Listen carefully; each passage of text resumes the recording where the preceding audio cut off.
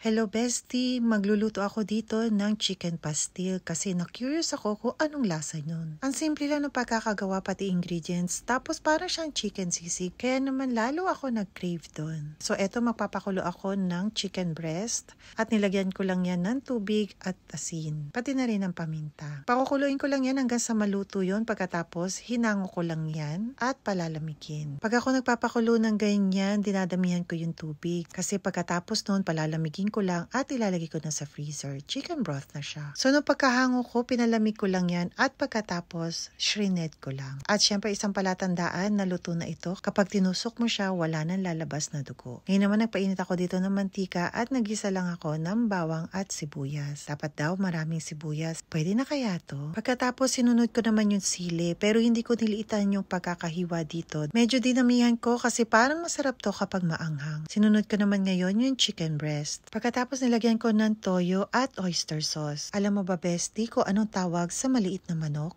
Ano? Edi, chicken cubes.